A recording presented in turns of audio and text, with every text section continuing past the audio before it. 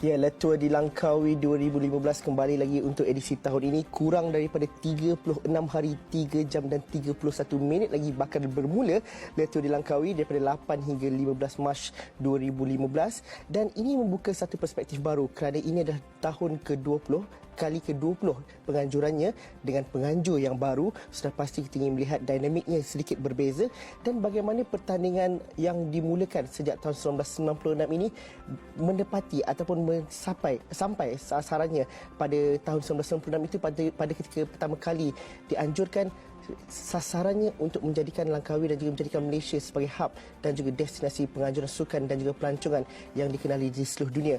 Benchmarknya ataupun tanda arasnya pada ketika itu ialah Tour de France. Selepas 20 tahun, bagaimanakah itu dicapai pada tahun ini? Orang kuatnya Ketua Pegawai Eksekutif Human Forest Tun Berhad, Datuk Malik Maiden bersama kita dalam agenda awani pada malam ini. Terima kasih Datuk kerana sudi bersama kami pada malam ini.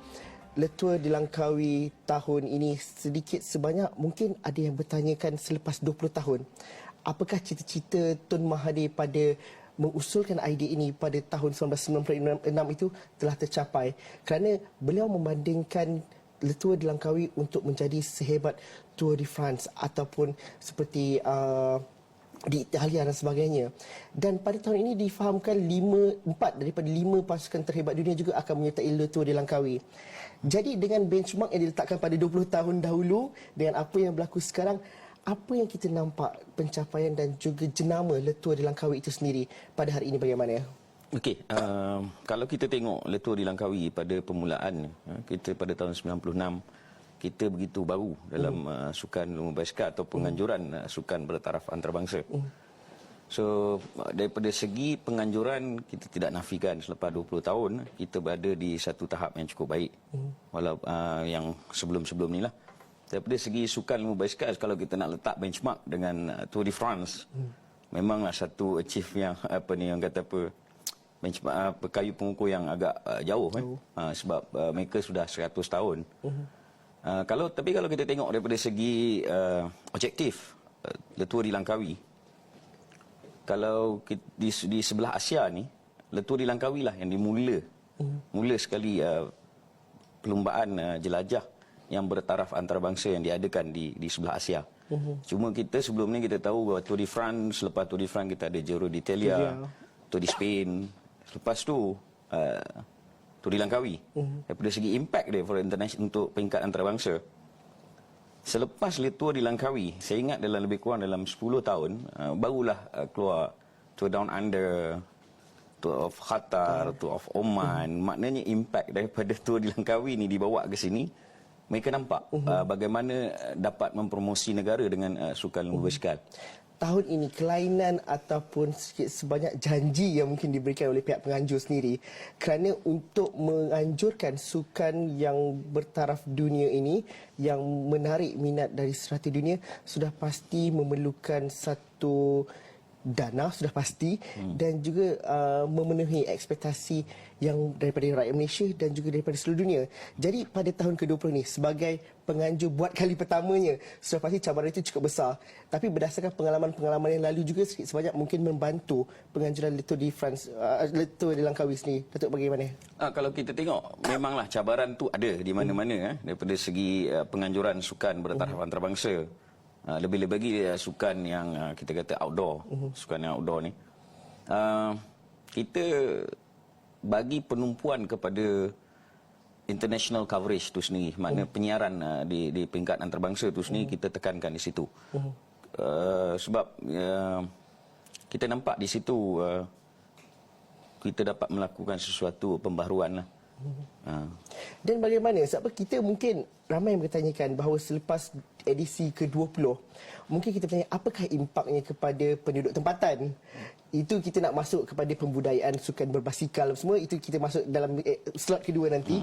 Tapi sebelum kita masuk ke situ, mungkin kelainan yang nak dibawakan dalam Tour di Langkawi pada kali ini kerana engagement di antara komuniti masyarakat setempat yang menjadi laluan kepada Le Tour di Langkawi itu dan juga sukan basikal itu sikit sebanyak ada engagementnya. Kita tak mahu orang lalu je setakat menonton tapi tidak ada impaknya. Jadi impak yang nak dibawa kepada penonton tempatan khususnya.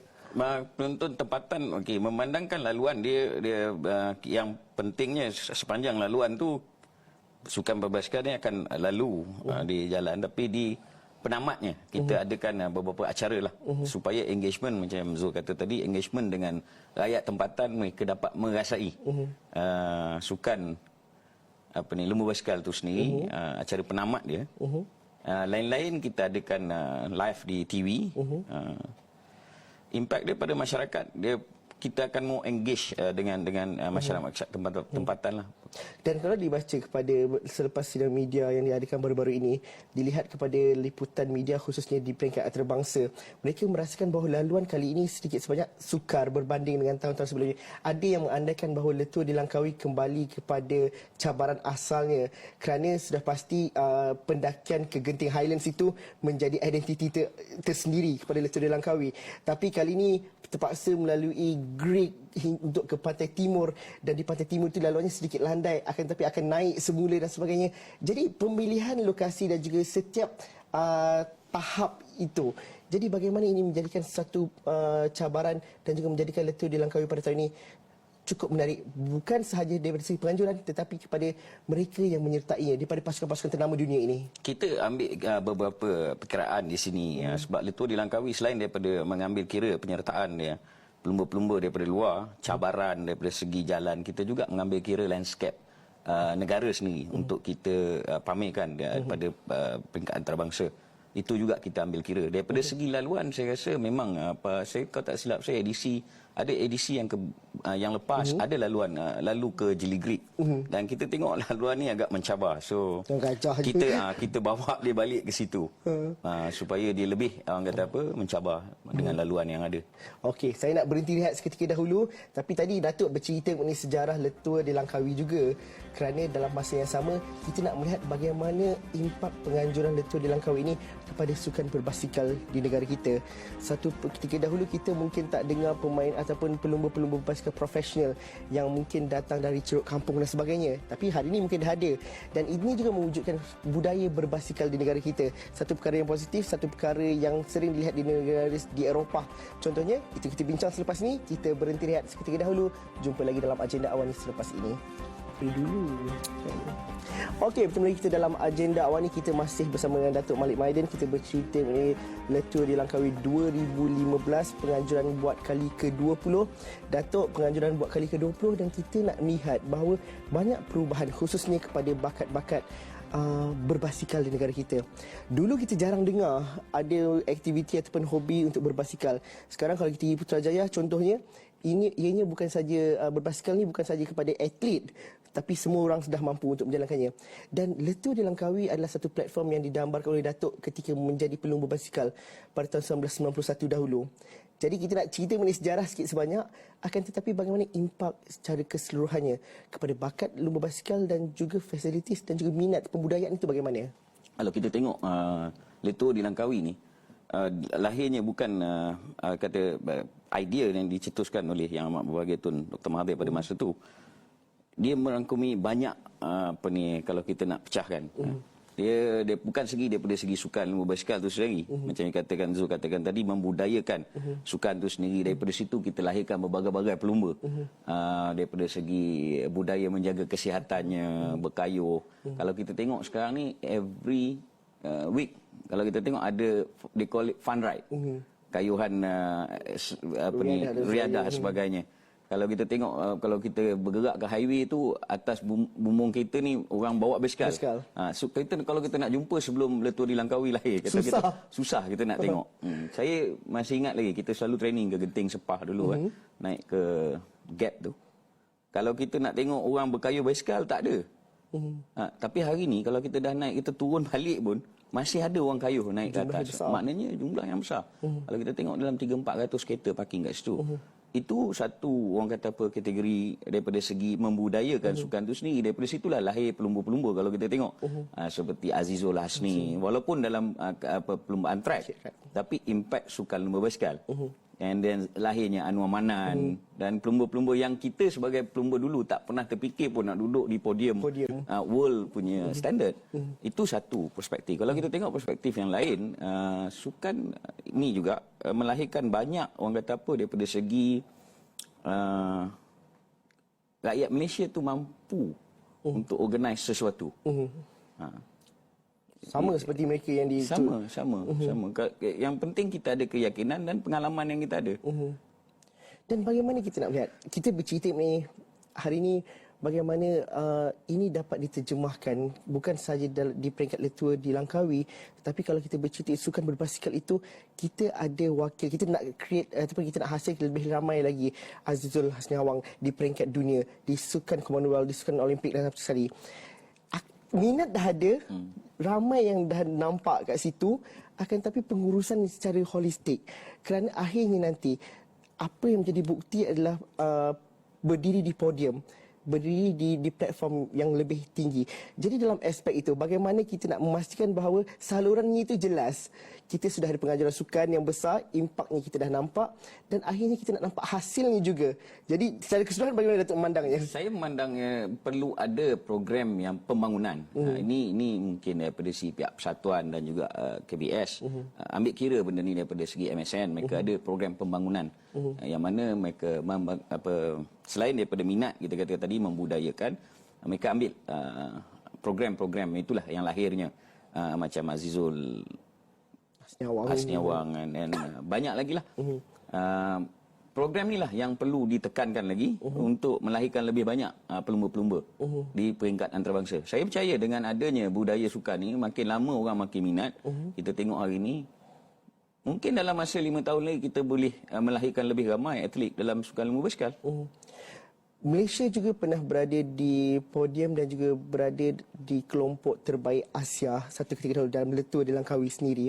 Dan hari ini dipintas dengan jauhnya oleh Iran sebagai satu contoh.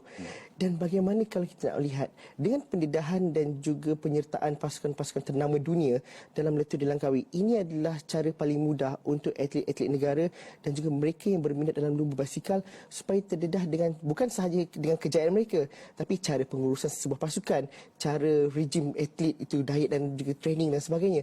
Dalam aspek ini, bagaimana kita nak melihat dan juga membuka perspektif Letua di Langkawi, bukan sekadar kita menjadi host penganjur, tetapi perspektif itu dapat dibuka dengan lebih luas lagi. Ini dah kali 20 tahun ke-20. Selepas ini kita nak membuahkan hasil yang lebih menyeluruh. Datuk rasa macam mana? Saya nampak benda ni ya. Tadi selain daripada Letua di Langkawi ni impact pada pembangunan sukan itu sendiri. Kalau kita tengok seorang atlet mereka perlu ada disiplin. Pengorbanan yang dilakukan oleh atlet ni agak orang kata apa berat. Sebab melahirkan satu-satu atlet mengambil masa 5 ke 6 tahun. Baru kita boleh nampak seorang pelumba tu boleh berlumba. Maknanya pengorbanan dia mungkin dalam masa 10 tahun. Dalam masa 10 tahun, mereka perlu ada disiplin yang kuat untuk menjadi seorang atlet. Ini proses lah, pengorbanan yang mereka kena lalui lah. Daripada segi pendedahan luar juga amat diperlukan lah. Mereka perlu berlumba di luar supaya keyakinan ataupun orang kata apa, dia punya confidence level dan juga semangat juang dia tu rendah. Sebab kita kalau tengok orang-orang luar ni kita banyak takut. Dah gerut juga orang. Jadi bila mereka dah biasa, mereka dah selalu dah perasaan tu dah diketepikan. Jadi baru keluar semangat yang betul-betul daripada mereka. Dan mungkin juga perlu lebih banyak penganjuran seumpama ini di peringkat yang lebih lokal, lebih tempatan. Dia kalau saya tengok macam saya katakan lah, kalau kita tengok macam mana Australia bangunkan sukan lumba basikal dia selepas dia kalah di Olimpik 80 kalau tak silap saya, mereka balik daripada Olimpik tahun 1980. Mereka mulakan program dia setiap state mereka ada criterium race. Daripada kriterium race inilah mereka mula pada tahun 80. 1993 mereka telah ada rider yang bertaraf dunia. Ya, mereka menang di Oslo saya ingat lagi dengan pecah rekod dunia. Dan itu yang mungkin kita nak lihat berlaku di Malaysia juga dengan Fit Malaysia dan sebagainya. Datuk, kita nak berhenti lihat buat kali terakhir, tapi selepas ni kita bercerita mengenai bakat sukan, kita bercerita mengenai mereka yang dihasilkan dan juga impak daripada Letua di Langkawi. Tapi selepas ni saya nak tanya daripada segi dalam kapasiti seorang penganjurnya juga. Kerana untuk menganjurkan sukan berprestij bertaraf dunia ini sudah pasti banyak kekangan dan juga banyak cabarannya. Kita nak fahami cabarannya itu bagaimana, itu kita bincangkan selepas ini dalam agenda awal ni. 20 tahun. Okey, pertama kita dalam agenda awal ni, Datuk Malik Maidin masih lagi bersama kita untuk bercerita mengenai Le Tour di Langkawi edisi ke-20 2015 yang bakal berlangsung daripada 8 hingga 15 Mac ini. Bakal berlangsung dari bermula di Langkawi, melalui Pantai Timur dan berakhir di Kuala Lumpur. Jadi Datuk, tadi kita dah banyak bercerita ini bakat sukan, kita dah bercerita mengenai bagaimana impak Le Tour di Langkawi yang dilakukan dan diadakan lebih daripada 20 tahun dahulu. Tapi sebagai seorang penganjur, cabaran untuk menganjurkan sukan bertaraf dunia bukan mudah. Dan tambah lagi dengan 20 tahun dengan dianggap mampu berdikari sendiri, itu juga sudah pasti satu cabaran besar bagi penganjur buat kali pertama. Akan tetapi Le Tour de Langkawi ini bukan dianjurkan semata-mata untuk perlumbaan basikal. Kerana aspirasi yang dibawakan dan juga diilhamkan oleh Yang Berhormat Tun pada ketika itu adalah untuk membentangkan Malaysia di peringkat dunia. Sudah pasti ianya menyeluruh, bukan sekadar laluannya, bukan sekadar daripada jenamanya, tetapi daripada segi penganjurnya itu sendiri. Bagaimana itu dibawa bersama, Datuk? Okey, kalau kita tengok daripada segi penganjuran, cabaran ni tetap ada. Orang kata apa, daripada segi cabaran masanya, cabaran daripada penajaannya, itu masalah atau itu bukan suatu masalah. Apabila kita memikul tanggungjawab tu, yang penting kita terus kepada objektif. Le Tour di Langkawi diberi mandat kepada kita. Daripada segi impak yang kita pentingkan di sini adalah Le Tour di Langkawi. Kalau kita tengok satu sukan yang mana kerajaan melahirkannya, impak dia kita tak boleh tengok daripada segi perspektif perniagaan. Seolah-olah kita jual barang, kita make a profit. Untungnya berapa. But kerajaan punya bisnes, saya rasa, dia punya keuntungan dia daripada segi publicity negara tu sendiri, dan return daripada dapat tu kemasukan tourism ke Malaysia. Tidak sama dengan orang kata apa, kita menjual bisnes biasa yang kita lakukan. Kita jual barang, kita dapat duit, tapi government saya tak rasa macam tu. Tapi kalau dilihat kepada Le Tour di Langkawi itu sendiri, penjenamaannya, kerana kalau dilihat kepada Tour de France macam Datuk kata tadi, ianya sudah 100 tahun. Letak saja jenama itu, sudah pasti ini akan menarik lebih banyak sponsor daripada segi penajaan dan juga daripada segi penyertaan. Di dunia, di belah Asia ini sendiri, Datuk mengakui bahawa ini adalah penganjuran yang terbesar di peringkat Asia. Akan tetapi bagaimana kita melihatnya cabaran yang sedikit berbeza, kerana pembudayaan itu dan juga sejarahnya itu tidak sama dengan di bahagian Eropah. Dan bagaimana kita nak memastikan bahawa benar kita antara perintisnya di belah sini, di belah Asia, dan bagaimana kita nak memastikan bahawa penjenamaan itu kekal dan masih lagi menjadi yang unggul di belah Asia dan tidak dipintas dengan negara-negara lain contohnya. Dan pengalaman ini juga dapat dikongsikan bersama. Sebagai pihak penganjur, kita melihat benda ni banyak kepada pengetahuan yang perlu diberikan. Daripada segi branding, macam saya kata tadi, orang nak tengok exposure. Berapa besar exposure Le Tour di Langkawi boleh dapat. Di situ pihak-pihak penaja akan datang.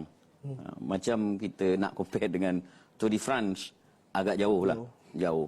Tapi kita dah ada satu tahap. Orang kata apa, kalau 100 langkah tu bermula dengan satu langkah, Le Tour di Langkawi sudah bermula. 20 tahun yang lepas. Daripada segi penganjurannya, kita perlu ada tim yang betul-betul kuat. Saya tekankan di sini bukanlah orang kata apa, human voyage ni saya seorang yang di depan. Tim yang bekerja dengan saya adalah tim yang berpengalaman dalam Le Tour di Langkawi. So jadi kita cuma ada beberapa skop yang kita perlu tengok untuk menguatkan lagi daripada segi marketing.